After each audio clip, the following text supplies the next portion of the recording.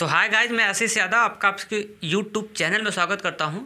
दोस्तों, अगर आप क्लास 10 की तैयारी करते हो तो आप बिल्कुल सही स्थान पे हैं। और जैसा कि पता होगा क्लास कौन सा है, 10वीं का क्लास तो मैं चला ही रहा हूं। और ये मैं आपको लेसन फर्स्ट पढ़ा रहा हूं, जिसका नाम क्या है, प्रकाश का परावर्तन तथा अपवर्तन, रिफ्लेक्शन ऑफ लाइट। ये जो चैप्टर हम लोग पढ़ रहे हैं ना, इसके बारे में हम लोग ये पार्ट इसका समाप्त हो चुका था। कि प्रकाश का परावर्तन मैं बता चुका था और इंट्री कराया था कल मैं आपको, किसमें, प्रकाश के अपवर्तन में इंट्री करा दिया था। और अपवर्तन में कल प्रकाश का अपवर्तन क्या होता है, सघन माध्यम और विरल माध्यम पे यहाँ तक मैं चर्चा करा दिया था। और ये थोड़ा सा टेलर दिखा के फिर आगे चलता हूँ। अगर जब भी आपके पास वीडियो जब भी पहुँचेगा, मुझे मालूम नहीं कब तक आखिर बच्चों के पास जाएगा, जब भी जाएगा तो फीडबैक आप मुझे ज़रूर दीजिएगा। नहीं सही लगा, बढ़िया लगा या फिर कैसा लगा, ज़रूर आप कमेंट करके मुझे बताइएगा। और उसके बाद ये एक चीज़ और क्या, हाँ, अगर मैथ हो तो केमिस्ट्री भी पढ़ना होगा तो भाई बता देना, है ना, उसके लिए भी व्यवस्था हो जाएगी सब फटाक से। लेकिन अगर उधर से रिप्लाई आएगा तभी ना, नहीं तो मैं वैसे पढ़ा सकता हूँ। तो चलिए मैं आपको थोड़ा सा टेलर बता देता हूँ। कल का हम लोग बताए थे क्या, प्रकाश का अपवर्तन क्या होता है, इसके बारे में बताया था। रिफ्रैक्शन ऑफ लाइट जिसको आप बोलते हैं, वो क्या होता है, प्रकाश के परावर्तन में क्या होता है, रिफ्लेक्शन ऑफ लाइट, और यहाँ पे होता है रिफ्रैक्शन ऑफ लाइट ना। तो प्रकाश का अपवर्तन क्या होता है, मैं आपको बताया था कि जब प्रकाश की किरण एक पारदर्शी माध्यम से दूसरे पारदर्शी माध्यम में जाती है तो अपने मार्ग से विचलित हो जाती है। किस मार्ग से? अपने मार्ग से विचलित हो जाती है। विचलित होने का मतलब समझना, हट जाना। जैसे मैं तो दिख रहा हूँ कि नहीं, कैमरे में देख ही रहा है ना। जैसे मैं ऐसे जा रहा हूँ तो मेरा ऐसे डायरेक्शन है, पता चला मैं ऐसे बैंड हो गया, ऐसे मैं क्या हो गया, बैंड हो गया, तो इसको बोलते हैं अपने मार्ग से क्या हो जाना, विचलित हो जाना। चलिए मैं ऐसे दिखाता हूँ। जैसे लाइट ऐसे सीधी रे आ रही, इस तो ये दिख रहा होगा, ये तो दिख रहा है ना, मुझे दिख रहा है तो आपको दिख रहा है। अब जैसे लाइट का डायरेक्शन ये एकदम सीधा आ रहा है, ये अब पता चला ये बैंड हो गया ऐसे, तो इसको बोलते हैं अपने मार्ग से हट जाना, विचलित हो रहा है। अब लाइट हो सकता है ऐसे आए और ऐसे आते, इधर बैंड हो गया। अगर बैंड नहीं होता तो कैसे जाता है, सीधे जाता है, तो इसको हम लोग बोलते हैं कि अपने मार्ग से क्या हो गया, विचलित हो गया। चलिए मैं यहाँ पे दिखा देता हूँ, विचलन का मतलब समझा रहा हूँ। जैसे रे ऐसे जा रही है, इस तरह से सीधे क्या हो रहा है, जा रही है, सीधे जाने के बाद पता है ये ऐसे बैंड हो गई, क्या हो गई, बैंड हो गई। अब ये बैंड नहीं होती तो कैसे जाती है, थोड़ा सीधा बढ़ा लेते हैं, बैंड ना होती तो ऐसे जाती हो, तो ये इतना डिग्री से क्या हो गई, बैंड हो गई। तो इसको हम लोग बोलते हैं ना विचलन कोण। ये विचलन हो गई, विचलन वाला कोण हो गया। कौन सा? विचलन कोण। ठीक, तो विचलन मेरे ख्याल से समझ में आ चुका होगा। तो सेंस आज मैं ये ट्रेलर आपको दिखा दिया। और आज मैं क्या बताने वाला था, आपको बताने वाला था कि थोड़ा सा कर का एक बार और थोड़ा सा ट्रेलर दिखा देता हूँ। देखिए ये हो गया सीमा पृष्ठ, और सीमा पृष्ठ बोले तो क्या, बॉर्डर, और इस पर ये हम लोग डाल दिया क्या भाई, नॉर्मल। और नॉर्मल बोले तो हिंदिया में उसको बोलते हैं क्या, अभिलंब। क्या बोलते हैं, अभिलंब। तो अब जैसे प्रकाश की किरण, मैंने लाइट को ऐसे ड्रा किया, इस तरह से लाइट आई, सीमा पृष्ठ पे गिर गई, और गिरने के बाद अपने मार्ग से विचलित हो गई। विचलित अगर नहीं होती तो कैसे जाती, सीधे। विचलित होने का मतलब ऐसे हो गई, अपने मार्ग से हट गई ना, डिस्टर्बेंस हो गई, अपने मार्ग से विचलित हो गई। और ये कंडीशन हो सकता है कि सर इधर मुड़ गई तो क्या उधर भी जा सकती है ऐसे, तो भी तो अपने मार्ग से विचलित हो जाएगा। जी बिल्कुल, आपने सही सोचा। और कल मैं बताया भी था कि ये भी तो हो सकता है। ये हो गया आपका सीमा पृष्ठ, जिसको बॉर्डर बोलते हैं। और इस पर से हमने डाल दिया, इस पर क्या, नॉर्मल डाल दिया, ये क्या हो गया, अभिलंब। अब जैसे लाइट इस तरह से, लाइट ये ऐसे आई और इस पर गिरी, और गिरने के बाद ये कहीं ऐसे चली गई। तो देखिए ये हो गया आपका आपतित किरण, ये हो गया अपवर्तित किरण। इसको कौन सा बोलते हैं, आपतित किरण। जो फर्स्ट रे आती है ना, जो लाइट से निकलती पहली रे, उसको आपतित किरण बोलते हैं। और ये टकरा नहीं रही है ना, ये इसको बोलते हैं अपवर्तन हो रहा है इसका, तो इसको बोलते हैं अपवर्तित क्या, किरण। तो आप देख रहे हैं एक बार किरण जो है अभिलंब से दूर भाग रही है, और एक बार किरण अभिलंब से कहाँ आ रही है, पास आ रही है। तो इसी घटना को हम लोग बोलते हैं प्रकाश का अपवर्तन। अगर अपवर्तन नहीं होता तो लाइट कैसे निकल जाती पता है, ये देखो ऐसे निकल जाती एकदम सीधी। और इसमें भी अगर परावर्तन नहीं होता तो लाइट कैसे निकल जाती, इस तरह से एकदम सीधे निकल जाती। तो आज हम इसी के बारे में बताने वाले हैं कि आखिर ये लाइट कब अभिलंब से दूर जाती है और कब अभिलंब से पास होती है। एक कंडीशन में देखते हैं पास हो रही है अभिलंब के, और एक कंडीशन में अभिलंब से कहाँ जाती है, दूर जाती है। तो ये कब होता है, इसके बारे में आप जिक्र करने वाले हैं, है ना। बने रहिए वीडियो में, एंड तक मज़ा आने वाला है। देखो, और मैं आपको ये समझाने से पहले कल मैं चर्चा दिया था कि सघन माध्यम और क्या, विरल माध्यम। तो सघन माध्यम और विरल माध्यम का हम एक, अभी लिखना नहीं है, जब लिखने का नंबर आएगा तो मैं आपको बोल दूंगा, वहाँ से लिख लेना। मैं ये यहाँ तक ये सारे के सारे इमेज आपको बता दिया था। और अच्छे तरीके से। और सघन माध्यम और विरल माध्यम के बारे में भी थोड़ा बहुत बताया था, मतलब एक बेसिक जनरल कॉन्सेप्ट मैं आपको बताया था कि अगर जो माध्यम थोड़ा सा हार्ड होगा उसको आप बोलिएगा क्या, सघन, और जो थोड़ा सा सॉफ्ट होगा उसको हम लोग क्या बोलते थे, मृदु। मतलब एक जनरल परिभाषा आई थी, बताया था। और आज हम रियल में बताते हैं कि सघन और विरल का पहचान कैसे होती है, उसके अपवर्तनांक से होती है ना। तो चलिए हम क्या करते हैं, चलिए जहाँ तक कल कराए थे यहाँ तक मैं जो बना था ना, उसके आगे आज हेडिंग डालिए।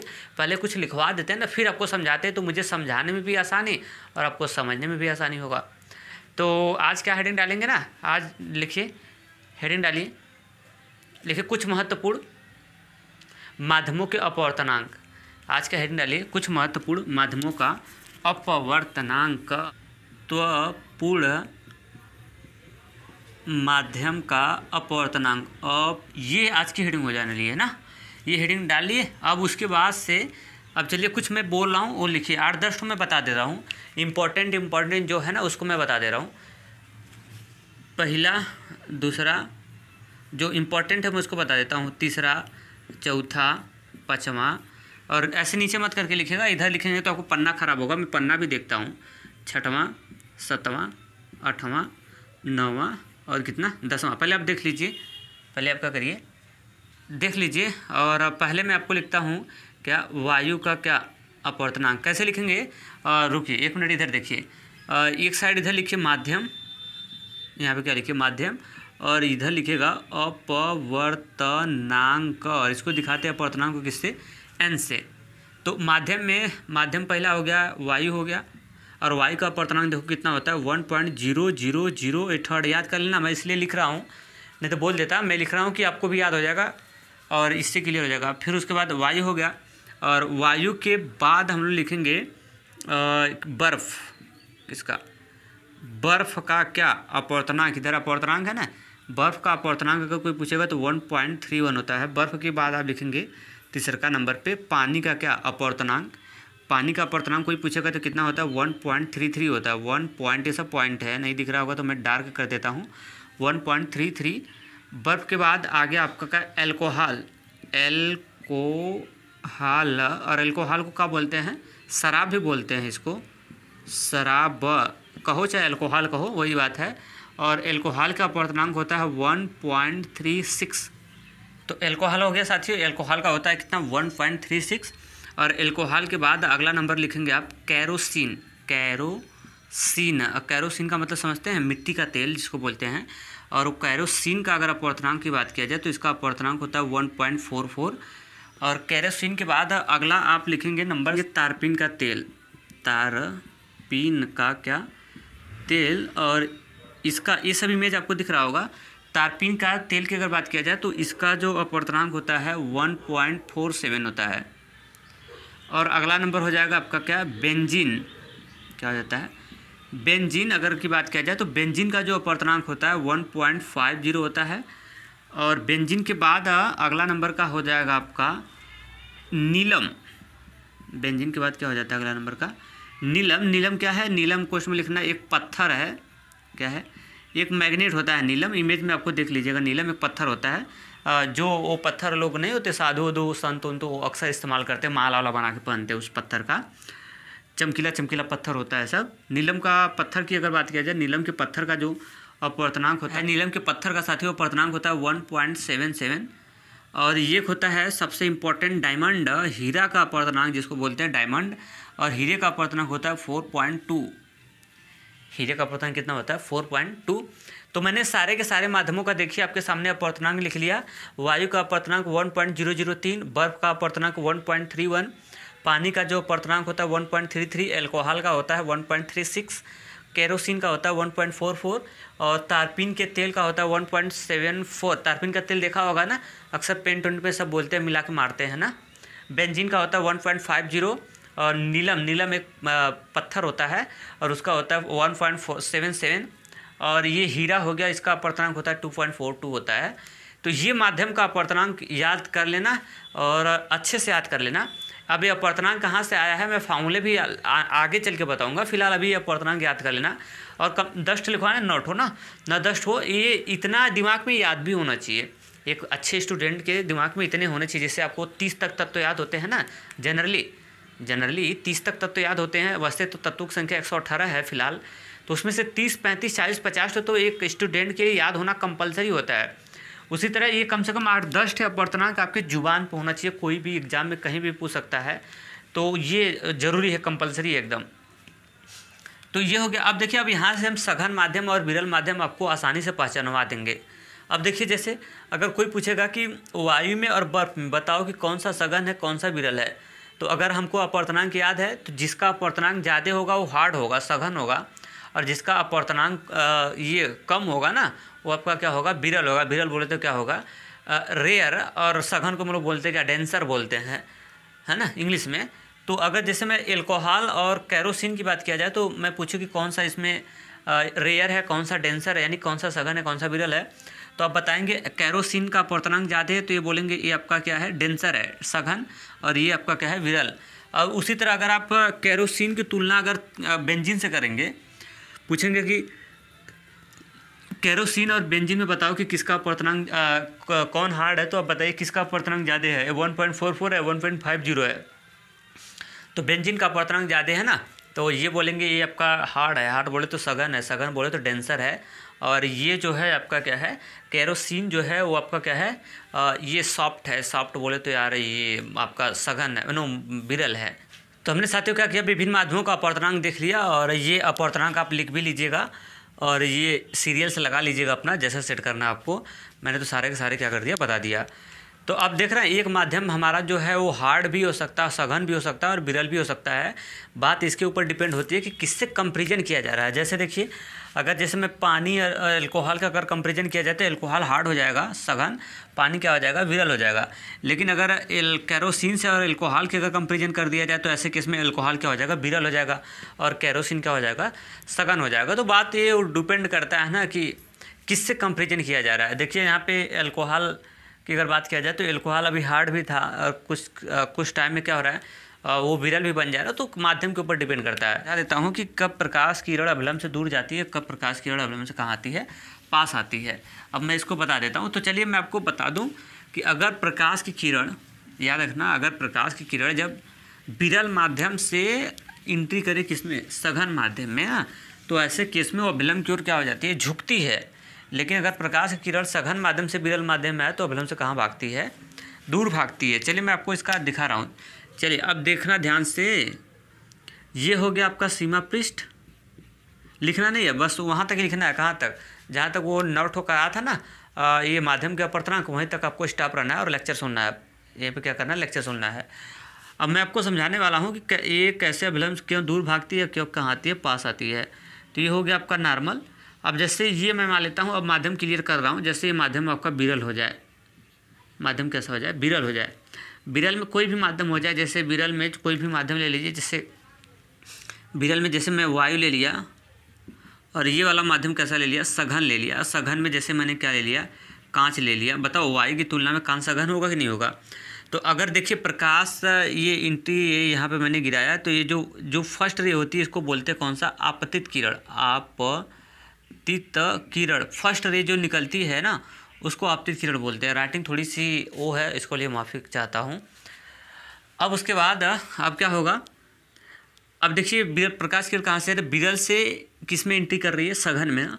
तो जब प्रकाश किरण विरल से सघन में एंट्री करती है तो वो अभिलंब की ओर क्या हो जाती है, झुक जाती है, ये इस तरह से, क्योंकि अपने मार्ग से तो विचलित होगा ही, क्योंकि अपवर्तन की घटना होगी, यहाँ पे घटेगी। क्यों, क्योंकि दोनों पारदर्शी माध्यम है। जब दो पारदर्शी माध्यम होंगे तो अपवर्तन की घटना तो घटबे करेगी।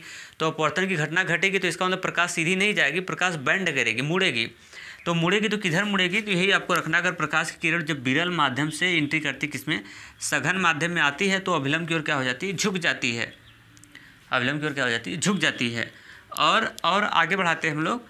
दूसरी बात, अगर प्रकाश की किरण जब आ जाए आपका कहाँ से, ये सीमा पृष्ठ हो गया, सीमा क्या हो गया, पृष्ठ, जिसको हम लोग क्या बोलते हैं, बॉर्डर। अगर ये मैंने डाल दिया इस पर क्या, नॉर्मल आता नहीं, नॉर्मल आपको अपने से डालना पड़ता है अभिलंब को। अब जैसे अभी मैं माध्यम में ले लिया कैसा, सघन ले लिया, कैसा ले लिया, सघन ले लिया। जैसे मैं मान लेता हूँ कोई भी ले लीजिए, जैसे कांच ले लिया सघन में, और ये वाला मैंने माध्यम ले लिया, विरल ले लिया। विरल में जैसे कोई भी माध्यम ले लो, मान लेते हैं वायु ले लिया।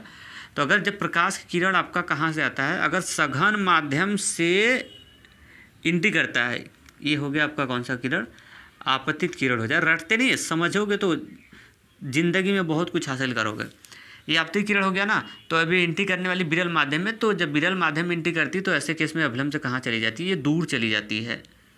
अभिलंब से कहाँ हो जाती है, दूर चली जाती है। ये देखो कोण बना। क्या मेरी बात समझ में आएगा? क्या मेरी बात ये बात समझ आ गई? तो बस ये लिखना नहीं है, मैं आपको बताना चाहता था। यहाँ पे एंगल बन गया है। मैं आपको यही बताना चाहता था कि अगर प्रकाश की किरण कब दूर भागती है कब पास आती है, तो दूर पास का वजह आपने समझ चुका। अब जैसे बच्चों के अंदर कन्फ्यूजन रहता है कि सर अभी तो याद है कि भाई विरल से आएगा सघन में तो अभिलंब क्यों झुकेगी, और जब सघन से आएगी विरल में तो अभिलंब से कहाँ भागेगी, दूर भागेगी। ठीक, अब देखो इसका इमेज ऐसा नहीं होगा। मैं आपको बता रहा हूँ, रटते नहीं है। इसका इमेज चाहे जैसे बन सकता है, चाहे जैसे बन सकता है। चलिए अच्छा, मैं फिलहाल वो छोड़िए। अब जैसे कन्फ्यूजन आपके अंदर बन रहा होगा पेपर में, अभी तो फिलहाल याद होगा ना, पेपर में जब बैठते हैं तो कन्फ्यूजन बनता है कि किस में से किस में आती है, तो कब झुकता है कब दूर भागता है ना। तो उस कंडीशन से बचने के लिए मैं आपको एक तरीका, ट्रिक याद करवा देता हूँ। तरीके से अगर याद करेंगे तो आपके अंदर कभी भूलेगा नहीं। कौन सा तरीका मैं आपको सिखा रहा हूँ याद करने का? देखिए ये माध्यम है विरल और ये माध्यम कैसा, सघन। सघन अब से समझो ना, सघन का मतलब क्या, ताकत, पास पास, ताकतवर, ताकतवर से समझिए, ताकतवर। और ये थोड़ा सा विरल, विरल का मतलब मृदु, मृदु का मतलब थोड़ा सा मुलायम है, मुलायम का मतलब थोड़ा सा क्या है, कोमल है। याद करने का तरीका सिखा रहा हूँ। ये ताकतवर है। तो जब प्रकाश की किरण अगर विरल कोमल से ताकतवर में आएगी, भाई ताकत है तो इसके पास बल है ना, ताकत है तो इसको खींच ले रहा है। इसको क्या कर रहा है, खींच ले रहा है। ये याद करने का तरीका बता रहा हूँ, ऐसा थोड़ा ना समझाना कि ये खींच ले रहा है ऐसे ताकतवर है वो, नो है ना समझा ना। मैं आपको आपके याद रहे तो ऐसा इसलिए बता रहा हूँ। अब इसमें इसको कैसे याद करेंगे, देखिए अगर ये लाइट कहाँ से विरल से एंट्री कर रही है, किसमें, नो सॉरी, सघन से जा रही है, किसमें, विरल में जा रही है ना। तो ये वाला बेचारा माध्यम कमज़ोर है। जब कमज़ोर है इसकी तुलना में, तो ये क्या हो रहा है, खींच नहीं पा रहा है। तो जब खींच नहीं पा रहा है तो किरण कहाँ चली जा रही है, दूर चली जा रही है। तो ऐसे आप पहचान इसकी क्या कर सकते हैं, लगा सकते हैं। इस तरह से मतलब ये याद करने का एक जरिया थोड़ा सा हो गया। ठीक, इतना हो गया। अब देखो थोड़ा सा इमेज को अगर मैं ऐसे ही प्लॉट कर दूँ तो भी कोई दिक्कत नहीं होना चाहिए। रटेंगे नहीं, अगर समझेंगे तो बहुत कुछ हासिल करेंगे लाइफ में। देखिए अगर मीडियम मैं चेंज कर दिया, मीडियम चेंज ना, मीडियम थोड़ा फिगर चेंज कर दिया, मैं चित्र चेंज कर दिया, दिमाग लगाना। देखिए चित्र में कैसे चेंज कर दिया, जैसे ये बना दिया सीमा पृष्ठ, याद रख लेना, सीमा पृष्ठ। और इस पर मैं इस तरह से अब अविलंब ऐसे डाल दिया, चाहे जैसे डाल सकते हैं, मैं ऐसे डाल दिया आपको भरमाने के लिए। कैसे डाल दिया, ये सीमा पृष्ठ है और ये अभिलंब ऐसे डाला गया है। अब देखिए ये मैं माध्यम आपको जैसे बना दिया, सघन हो गया, और ये वाला ये फर्स्ट मीडियम हो गया। इधर देखिए ऐसे देखना, अब ऐसे देखना आपको, ऐसे ऐसे। ये माध्यम फर्स्ट हो गया और माध्यम क्या हो गया, सेकंड हो गया। ये है सघन और ये वाला माध्यम क्या है, ये है आपका विरल है, रेयर जिसको बोलते हैं। अगर जैसे प्रकाश की किरण जैसे देखो ऐसे आ रही है, कहाँ से, सघन से, अगर एंट्री कराओगे विरल में ना, तो अब अभिलंब से कहाँ भाग जाएगी, ये अभिलंब से कहाँ चलेगी, दूर चली जाएगी, क्योंकि यही नॉर्मल है। इससे क्या हो जाएगा, दूर हो जाएगा। तो समझते हैं, रटते नहीं, हम लोग क्या करते हैं, समझते हैं, तो और हमारे लिए क्या होना है, बेनिफिट होने वाला। फिलहाल ऐसे बना लेते हैं, तो समझाने में और समझने में दोनों में प्रॉब्लम नहीं होती है। तो एक चीज़ समझ में आ गया होगा, इसको बनाना नहीं था, केवल समझाना था, और बनाने की कोई आवश्यकता है ही नहीं। अब चलिए, अब अगला हेडिंग डालिए। क्या अगला हेडिंग डालेंगे पता है, लिखिए अपवर्तन के नियम, लॉ आप जिसको बोलते हैं क्या, रिफ्रैक्शन, अपवर्तन के नियम, ये हेडिंग पड़ेगी आपकी। और हेडिंग डाल के और मैं इसके बारे में लिखवा रहा हूँ और आप अच्छे से लिखेंगे। हेडिंग क्या होगा, अपवर्तन के नियम, नियम क्या होगा, हेडिंग होगा। ये हेडिंग डाल लिया, इसके अंदर ब्लू पेन से लिखिए। देखिए अपवर्तन के निम्नलिखित दो नियम होते हैं, जैसे परावर्तन के नियम होते हैं ना, वैसे अपवर्तन के। लिखिए अपवर्तन के निम्नलिखित दो नियम होते हैं, अपवर्तन के निम्नलिखित दो नियम होते हैं, डैश लगा के।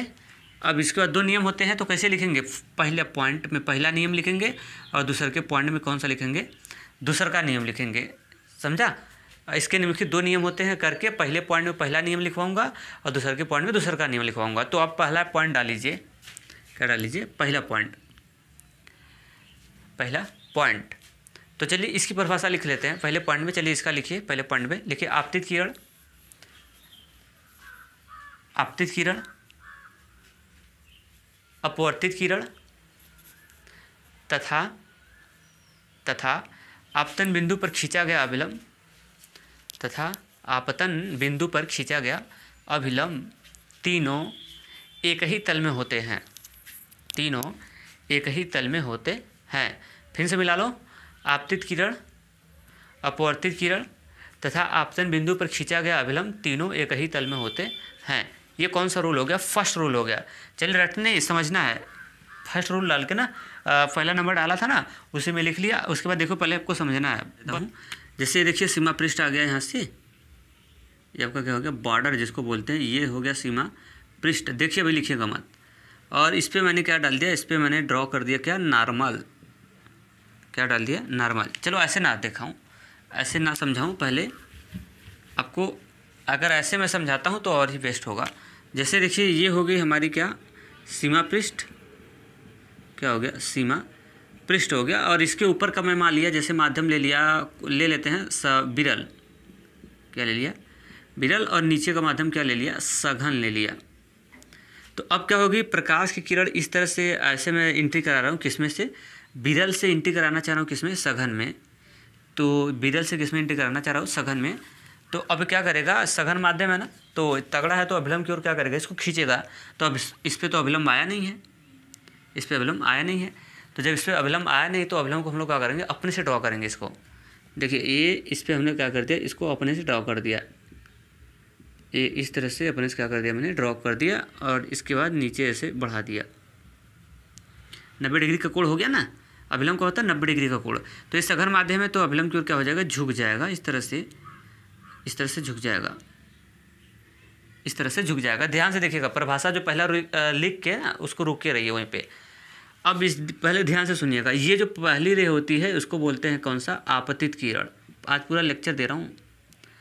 और जो दूसर की रे होती है इसको हम लोग बोलते हैं अपवर्तित किरण। कौन सा किरण? अपवर्तित किरण। और इसको हम लोग बोलते हैं नॉर्मल। नॉर्मल बोले तो क्या? अभिलंब। और इसको डिनोट करते हैं किससे? यन से। अब देखिए, अब तो आपको और समझाता हूँ। ये आपतित किरण हो गया और अभिलंब हो गया। कोण का मेजर हमेशा अभिलंब से करते हैं, याद रखना। पेपर में भरमाने के लिए क्वेश्चन यहाँ से बनाता है। कोण तो देखो साथियों यहाँ पे भी बन रहा है, कोण तो यहाँ भी बन रहा है, और कोण तो इधर भी बन रहा है, कोण तो यहाँ बन रहा है, कोण तो यहाँ हर जगह बन रहा है। लेकिन हर समय कोण का आपतित किरण और अपवर्तित किरण का मेजर हमेशा कहाँ से करते हैं? एंगल से, और सॉरी उससे क्या बोलते हैं उसको? नॉर्मल से, अभिलंब से करते हैं।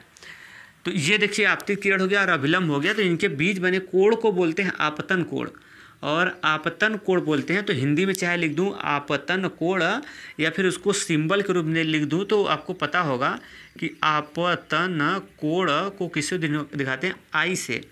और अपवर्तन कोण को आर से। पहले इधर देखिए, ये आपतित किरण और अभिलंब है। तो आपतित किरण और अभिलंब के बीच बने कोण को आपतन कोण कहते हैं, और इसे किसे दिखाते हैं? आई से। अब ये हो गया अपवर्तित किरण। अपवर्तित किरण और अभिलंब के बीच बने कोण को बोलते हैं अपवर्तन कोण, और अपवर्तन कोण को किसे दिखाते हैं? आर से दिखाते हैं, स्मॉल आर से। ठीक है, अपवर्तन कोण को किससे डिनोट करते हैं? ये स्मॉल आर से दिखाते हैं। तो स्मॉल आई, स्मॉल आर क्या है, इसके बारे में आपने समझा। स्मॉल आई क्या है? आपतित किरण और अभिलंब के बीच बने कोण को बोलते हैं आपतन कोण बोलते हैं, और आपतन कोण को 60 में किसे दिखाते हैं? आई से। उसी तरह और उसी तरह अपवर्तित किरण, ये है ना, इस वाले किरण को अपवर्तित किरण बोलते हैं, परावर्तित किरण नहीं। जहाँ पे परावर्तन जब प्रकाश का होता है तो वहाँ पे परावर्तित किरण बोलते हैं। यहाँ पे परावर्तन ना होकर अपवर्तन हो रहा है, इसलिए अपवर्तित किरण बोलेंगे। तो अपवर्तित किरण और अभिलंब के बीच बने कोण को बोलते हैं अपवर्तन कोण। अपवर्तित किरण है तो अपवर्तन कोण बना। इसको किससे दिखाते हैं? आर से दिखाते हैं ना। तो अब ये सिंबल लिखना, हिंदी में लिखोगे अपवर्तन कोण तो मज़ा नहीं आएगा। बड़े क्लास के बच्चे हो गए ना, थोड़ा सा अपने आप को क्या बनो? स्मार्ट बनो, स्मार्ट, तब मज़ा आएगा ना पढ़ाई का। तो ये हो गया आई, ये हो गया क्या हो गया? हमारा आर हो गया। ये मेरे ख्याल से क्लियर होगा क्या? अब पहला रूल यहाँ से समझाएंगे ना तो और ज़्यादा आपको क्लियरिटी आएगी। देखिए पहला रूल क्या है? इतना तो इसमें सब क्लियर हो गया। पहला रूल क्या है? देखो पहला रूल क्या है? हाँ अच्छा ठीक है, पहले एक चीज़ और दिखाता हूँ इसमें ना। इतना हो गया पहला रूल में। इसमें मैं आपसे पूछ रहा हूँ, इसमें आई वाला कोण बड़ा है कि आर वाला कोण बड़ा है? कौन सा कोण बड़ा होगा मुझे बता दो थोड़ा। तो इसमें आई और आर में कौन सा कोण बड़ा होगा? ये बड़ा होगा कि ये बड़ा होगा? तो चलिए मैं आपको बता दूं, यहाँ पे जो आई वाला होगा, नीचे मैं लिख देता हूँ, कोण जो होगा आई वो ग्रेटर देन होगा किससे? आर से। कोण आई बड़ा है किससे? आर से। कैसे बड़ा है आपको मैं बता दूं, ये आई है आपतन कोण, और ये है क्या, अपवर्तन कोण। अगर देखिए दिमाग लगाइए, अगर जैसे ये रे ऐसे आ रही थी और ये नॉर्मल में खींच दिया, अगर ये रे इस तरह से अगर ऐसे सीधा निकल जाती तब तो शीर्षाभिमुख कोण से ये वाला एंगल आपस में क्या हो जाते, बराबर आते। क्या आते, ये वाला एंगल बराबर होता है। कब, जब ये बेंड नहीं करता तब शीर्षाभिमुख कोण से दोनों कोण आपस में बराबर हो जाते। लेकिन ये क्या कर चुका है, बेंड कर गया। देखो कैसे, अब ये प्रकाश की किरण ऐसे न जाके अगर ऐसे जाती तब तो ये वाला एंगल इस वाले एंगल के बराबर होता, लेकिन ये ऐसे ना जाके ऐसे क्या हो गई, मुड़ गई है। ऐसे जाती तब तो ये वाला एंगल इस वाले एंगल के बराबर होता। मतलब अगर ये 50 का होता है, ये भी 50 का हो सकता। कैसे, शीर्षाभिमुख कोण से। अब बताओ ये वाला रे ऐसे ना जाके ऐसे बेंड हो गई है, तो अगर ये ऐसे बैंड होगी तो जब ये बैंड होगी तो ये कोणवा क्या हो जाएगा, कम हो जाएगा। किसकी तुलना में, इसकी तुलना में, क्योंकि वो बैंड नहीं हो रहा है, ये वाला बैंड हो रहा है। तो ऐसे केस में आई जो होगा ग्रेटर देन हो जाएगा किससे, आर से। फैक्ट याद रख लेना, ये फैक्ट याद रखना। तो अब क्या करेंगे, इतना क्लियर। अब क्या करेंगे, इतना क्लियर। मैं इसको हटाता हूँ, जो पहला रूल लिखे है ना उसको बना के वैसे छोड़ रही है। अब देखिए पहला रूल आपको समझा देता हूँ अच्छे तरीके से, मज़े वाले तरीके से मैं आपको समझा देता हूँ। देखिए कैसे, आपतित किरण, कौन सा किरण, आपतित किरण जो लिखवाएं उसी को समझा रहा हूँ, समझा। आपतित किरण, अपवर्तित किरण तथा, अब ये एक चीज़ और रखना, सुनो, पहले एक चीज़ मैं भूल गया, कोई बात नहीं। इस वाले पॉइंट को क्या बोलते हैं, ये देखिए, ये जो पॉइंटियाँ यहाँ पे बना हुआ है ना, ऐसे गिरेगा तो इस पर पॉइंट बनेगा, तो ये है आपतित किरण। मतलब हल्का सा बिंदु जैसा बनेगा। अब जैसे मैं तो अब इसी पोजीशन पे, जैसे हैंड पे अपने में ऐसे लाइट ऐसे गिराऊँ, तो ये जहाँ पे गिरेगा हल्का सा एक पॉइंट जैसा जनरेट करेगा, समझदार हो, पॉइंट जैसा जनरेट करेगा। तो अब इसके बाद ये इस वाले पॉइंट को बोलते हैं, बताइए पॉइंट किसके द्वारा बना हुआ है, अपवर्तित किरण से बना है या फिर आपतित किरण से बना है। तो ये जो पॉइंट बना हुआ है, इस पॉइंट को बनाने वाला जो है आपतित किरण है। क्यों कि ऐसे आपतित किरण आई तो वही न गिरी है, तो उसी के द्वारा बना हुआ है, इसलिए इसका नाम हो जाता है, इस वाले पॉइंट का नाम बोलते हैं हम लोग इसको बोलते हैं आपतन बिंदु। कौन सा, आपतन बिंदु। किस वाले पॉइंट को, इस वाले पॉइंट को। मैं इसका नाम कुछ ले लिया, जैसे ओ ले लिया, तो इस वाले पॉइंट को बोलते हैं आपतन बिंदु। तो आपतन, पहले देखो आपतित किरण आई, आपतित किरण के सहारे से आया क्या, आपतन बिंदु, और आपतन बिंदु पे डाल दिया हमने क्या, अभिलंब, और उसके बाद अपवर्तित किरण हो गया। 3-4 की कंडीशन याद रखना। तो चलो इसकी परिभाषा बनाते हैं ना, ध्यान रखना कैसे मैं बना रहा हूँ, केयर करना। देखना, आपतित किरण, कौन सा किरण, आपतित किरण, अपवर्तित किरण तथा आपतन बिंदु पर खींचा गया क्या, अभिलंब। फिर से देखो, आपतित किरण, अपवर्तित किरण तथा आपतन बिंदु पर खींचा गया क्या, अभिलंब। क्योंकि आपतन बिंदु पर अभिलंब खींचे हैं तीनों, ये तीनों आपतित किरण, अपवर्तित किरण और अभिलंब तीनों कहाँ होते हैं, एक प्लेन में होता है, एक समतल में होता है। यही है पहला रूल। तो फिर से देख लीजिए पहला रूल, आपतित किरण, अपवर्तित किरण तथा आपतन बिंदु पर खींचा गया अभिलंब, तीनों ये डेटा सब कहाँ रहता है, एक समतल में रहता है, एक प्लेन में कैटेगरी हम लोग करते हैं। तो इसे हम लोग बोलते हैं क्या, अपवर्तन का नियम। पहला फर्स्ट रूल ये है।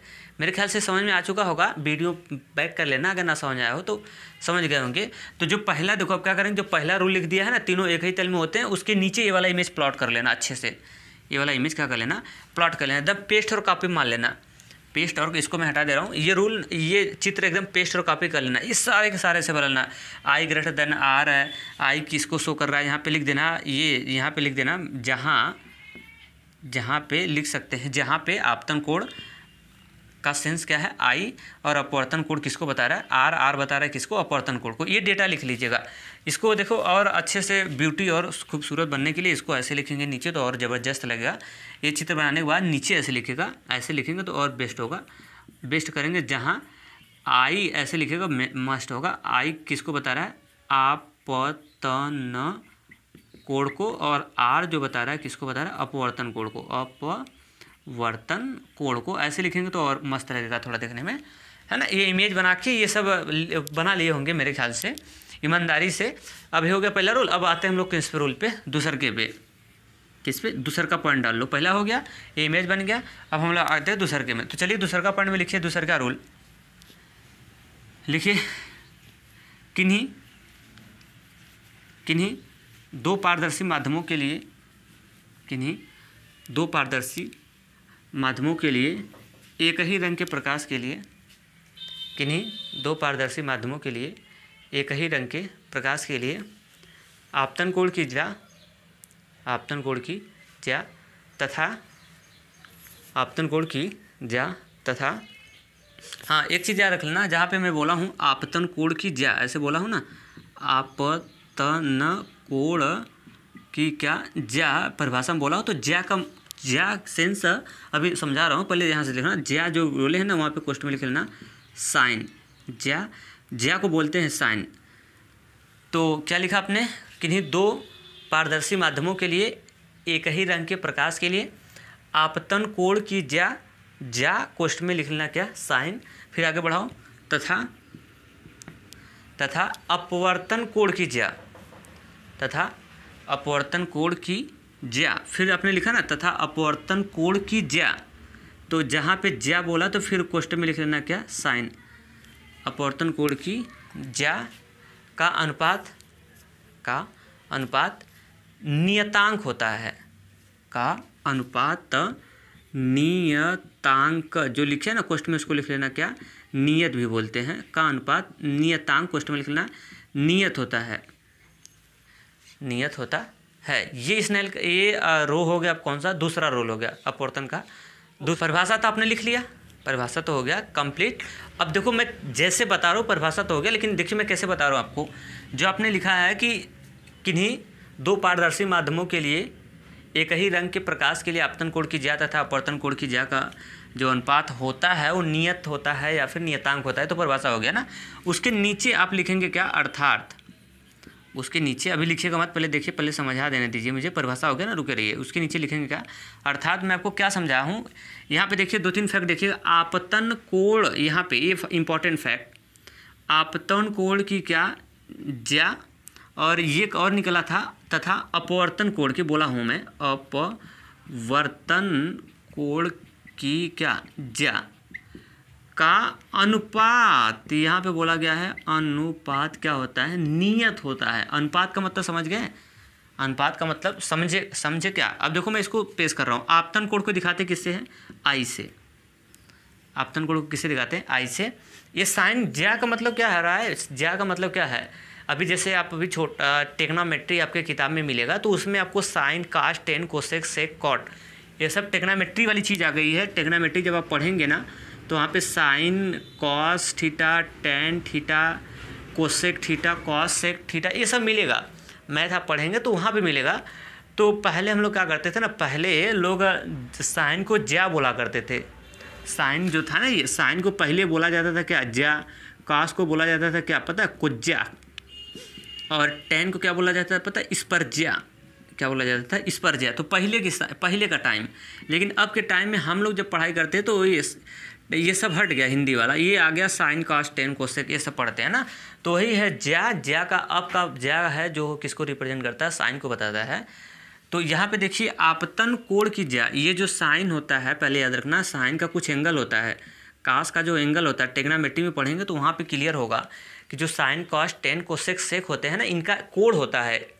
बिन कोण का ये अधूरा हो जाता है। साइन, अगर ओनली साइन बोलेंगे तो कुछ नहीं निकलेगा, साइन का कुछ होना चाहिए कोण। साइन थीटा, साइन 45 अंश का मान बताओ, साइन 30 अंश का मान बताओ, तो साइन के साथ उसका एंगल होना कंपलसरी है, अन्यथा गलत होगा। तो वही देखिए यहाँ पे साइन बोला है और उसका कोण क्या बोला है, देखिए आपतन कोण की ज्या। और आपतन कोण को किसे दिखाते हैं, आई से। तो यानी पता हो गया कि इस वाले साइन का जो एंगल है कितना है, आई है। और यहाँ पे भी है अपवर्तन कोण की ज्या, अपवर्तन कोण की ज्या। और अपवर्तन कोण को किससे दिखाते हैं, आर से।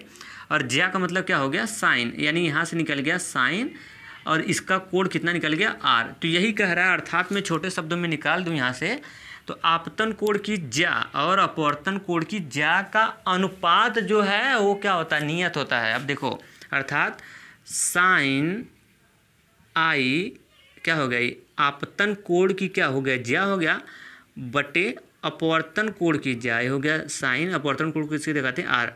अपवर्तन कोण की ज्या का जो अनुपात है, अनुपात का मतलब बट्टे, अनुपात का मतलब क्या, बट्टे अनुपात जो होता है वो क्या होता है, नियत होता है। अभी लिखना नहीं, समझना है। नियत या फिर इसी को मैं क्या बोला था, नियतांक, वही बात है, नियत या फिर क्या, नियतांक। तो जो परिभाषा लिखे हैं उसके बाद ये फैक्ट लिख लेना, ये रख लेना, बहुत इंपॉर्टेंट है, ये फार्मूला बन गया आपका। इसको ऐसे अंडरलाइन कर देना। जो परिभाषा लिखा है उसके नीचे लिखेंगे अर्थात, अर्थात लिख के जो परिभाषा उतना बड़ा हो गया ना उसका 60 रुपये है। और इसको और देखो और सुधारते हैं हम लोग, इसको हम लोग क्या करते हैं और सुधारते हैं। ये तो ठीक है, एक तो ये क्या है ठीक है, और इसको सुधारेंगे तो और देखो यहाँ से क्या निकलता है। इसको आर करके मारा हूँ कि दूसरे तरीके से कैसे लिख सकते हैं। देखिए इसको ऐसे भी लिख सकते हैं, साइन आई और बट्टे क्या साइन आर और बराबर इसको नियतांक जो है ना इसको यन से लिखते हैं। यहाँ पे यन क्या है, यहाँ पे अपवर्तनांक को बता रहा है। यन क्या है, अपवर्तनांक। तो ये भी सही है, ये भी सही है, और एक रूप और इसका दिखा रहा हूँ। 3 रूप है और तीनों रूप याद रख लेना, मज़ा आ जाएगा। अगर तीनों रूप याद कर लेंगे ना तो आपके लिए क्या हो जाएगा, बहुत इंटरेस्टेड होने वाला है। और ये मैं आपको बता दूँ, जहाँ पे लिख लेना इसमें, ये जहाँ पे याद रखना, जहाँ पे नियत यन तो नियत है, नियतांक है, तो कौन सा नियतांक है, अपवर्तनांक है। यन क्या है यहाँ पे बता देना, अपवर्तनांक है, अपवर्तनांक है। और देखो एक रूप ये हो गया, एक रूप हो गया, इसी को दूसरे रूप में देखो और तीसरे के रूप में बता रहा हूँ कैसे लिखते हैं। साइन, ये तीनों के तीनों रूप याद रख लेना भाई, साइन आई बटे साइन क्या आर। एक रूप ये हो गया अर्थात से, या तो इसी को ऐसे भी लिख सकते हैं या तो इसी को ऐसे लिख सकते हैं। कैसे लिख सकते हैं मैं आपको बता रहा हूँ। ये जो अपवर्तनांक यन है ना, जो अपवर्तनांक क्या है एन है, यन की खासियत दिखा रहा हूँ। यन को ऐसे लिख सकते हैं आप 1n2 साइन आई बटे साइन आर बराबर 1n2। अब आपके दिमाग में आएगा सर ये यहाँ पे 1n2 का मतलब नहीं समझा मैंने। ये बता रहा है कि ये है पहला माध्यम को बता रहा है, इधर वाला मतलब यन के इधर यन के उधर मीडियम लिखा जाता है, माध्यम लिखा जाता है। मतलब इधर लिखा जाता है पहला माध्यम, इधर लिखा जाता है दूसरा माध्यम। मतलब पहला दूसरा माध्यम समझ रहे हो ना, प्रकाश एक माध्यम से पहले माध्यम से एंट्री करती किसी दूसरे माध्यम में, तो वही लिखा गया है 1n2, यानी पहले माध्यम से पहले माध्यम के सापेक्ष दूसरे माध्यम को। इसको पढ़ते कैसे हैं, ये 1 और 2 क्या बता रहा है, मीडियम को बता रहा है, माध्यम को। इसको पढ़ते कैसे हैं मैं आपको बता रहा हूँ। इसको पढ़ते हैं पहले माध्यम के सापेक्ष दूसरे माध्यम का अपवर्तनांक। क्या पढ़ते हैं इसको, पहले माध्यम के सापेक्ष दूसरे माध्यम का अपवर्तनांक। अगर जैसे कहीं पे आपको ऐसे लिख दिया गया, अगर ऐसे लिख दिया गया इस तरह से n2n1, तो इसको कैसे पढ़ेंगे, पढ़ने का तरीका सिखा रहा हूँ। दूसरे माध्यम के सापेक्ष पहले माध्यम का अपवर्तनांक, दूसरे माध्यम के सापेक्ष पहले माध्यम का अपवर्तनांक। इसको पढ़ेंगे कैसे, पहले माध्यम के सापेक्ष दूसरे माध्यम का अपवर्तनांक। अब इसका मतलब समझ रहे हो ना, इसका मतलब जैसे लाइट इस तरह से आती है, ये अभिलंब हो गया, इसको हम मान लेते हैं पहला माध्यम, इसको मान लिया मैंने क्या दूसरा माध्यम, इसको पहला मान लिया, इसको मान लिया दूसरा माध्यम। तो लाइट ऐसे इस तरह से आ रही, तो ऐसे या तो इधर घूमती है या तो उधर जाती है। तो वही है यन, ये पहले माध्यम के सापेक्ष क्या है, दूसरे माध्यम का क्या है, अपवर्तनांक है। क्योंकि जानते हैं ना, हर मैं अभी बताते स्टार्ट में कि हर माध्यम का अपवर्तनांक होता है। जैसे पहला माध्यम होगा तो कोई माध्यम होगा ना, जैसे वायु हो गया तो वायु का अपवर्तनांक होगा। उसी तरह इस माध्यम का जैसे कांच हो गया तो कांच का अपवर्तनांक होगा। हर माध्यम का अपवर्तनांक होता है। तो यहाँ पे वही अपवर्तनांक बता रहा है कि पहले माध्यम के सापेक्ष दूसरे माध्यम का अपवर्तनांक है। तो ये भी सही है। तो इसको देखो नीचे लिख लेना, ये भी अंडरलाइन कर देना। ये भी सब इम्पोर्टेंट ही इम्पोर्टेंट सब चल रहा है, इम्पोर्टेंट ही सब, ये भी इम्पोर्टेंट ही आपका आईएमपी में। इसको भी कर लेना, ये भी, ये जो भी बताया हूँ ये भी, इसको भी अंडरलाइन इस तरह से करके ऐसे लिख लेना। आईएमपी भाई बहुत इंपॉर्टेंट होने वाला है सब, आईएमपी ये भी इम्पोर्टेंट है। और यहाँ पे 1 और 2 को कैसे पढ़ेंगे मैं आपको बता रहा हूँ कि पहले माध्यम के सापेक्ष पढ़ते कैसे मैं लिख दे रहा हूँ, दूसरे माध्यम का अपवर्तनांक इसको पढ़ा जाता है, पहले माध्यम के सापेक्ष दूसरे माध्यम का अपवर्तनांक। ठीक, इतना हो गया, इतना अपने अच्छे से कर लिया। तो पहले मैं परिभाषा लिखा, परिभाषा लिखने के बाद अर्थात लिखेंगे। अर्थात में ऐसे भी लिख सकते हैं, इसी चीज़ को आप ऐसे भी लिख सकते हैं, इसी चीज़ को ऐसे भी लिख सकते हैं, इसी चीज़ को ऐसे भी लिख सकते हैं। मैं आपको फिर से दिखा दूं, साइन क्या है, ये साइन कौन है, टेग्रामेट्री वाला साइन कॉस्टेंट है। और आई क्या है, आई आपतन कोण है। और यहाँ पे साइन ये है, और आर क्या है, अपवर्तन कोण है। कोण में अपवर्तन कोण आ गया है। और यहाँ पे 1 और 2 क्या है, पहले माध्यम के सापेक्ष दूसरे माध्यम का अपवर्तनांक है। यन क्या बता रहा है, कोई पूछेगा क्या है तो यन बता देना, अपवर्तनांक है। जैसे देखिए यन क्या बता रहा है, अपवर्तनांक है। यही वाला यन वही है, दोनों एक ही चीज़ है, बस यहाँ पे थोड़ा एक रूप और दिखा दिया कि इसको हम लोग यन के पहले और यन के बाद माध्यम को शो कराते हैं। माध्यम को क्या करते हैं, शो कराते हैं। ठीक, यहाँ पे माध्यम को शो नहीं कराया गया, यहाँ पे पहला माध्यम दूसरा माध्यम नहीं दिखाया हूँ, तभी तो एक नया रूप बनाया, इसी का एक नया रूप। तो ये 60 फॉर्मूला याद होना चाहिए, और इसके इधर माध्यम लिखना ज़रूरी होता है। और आवश्यकता के अनुसार नहीं लिखते हैं, जैसे आवश्यकता के अनुसार अगर इसकी ज़रूरत होती तो यही लिखते हैं, अगर मीडियम की ज़रूरत लिखने की ज़रूरत पड़ती तो उसको लिख लेते हैं। तो ये फार्मूला, 2 फार्मूला, 3 फार्मूला, ये फार्मूले सब अच्छे से लिख लेना। इतना मेरे ख्याल से क्लियर हो चुका होगा, इतना मेरे ख्याल से क्लियर हो चुका होगा। तो आज मैं यहीं पे इसको क्या करता हूँ, रोकता हूँ, और कल मैं यहीं से स्टार्ट करूँगा और कंटिन्यू करता हूँ। तो आज के लिए इतना ही। अगर वीडियो अच्छा लगा होगा तो अपना फीडबैक आप मुझे ज़रूर दीजिएगा। तो आज के लिए दीजिए इजाज़त, मैं चलता हूँ। हाँ, ये क्वेश्चन मैं लगाऊंगा, कल क्वेश्चन भूल गया था, इसके लिए मैं माफ़ी चाहता हूँ। आज क्वेश्चन लगाऊंगा ज़रूर, मुझे ध्यान नहीं आया था कल, और बोला तो ज़रूर लेकिन ध्यान नहीं आता ना, तो आज भी क्वेश्चन लगा देता हूँ ना, जवाब दे दीजिएगा और मैं वेट करूँगा। थैंक्स।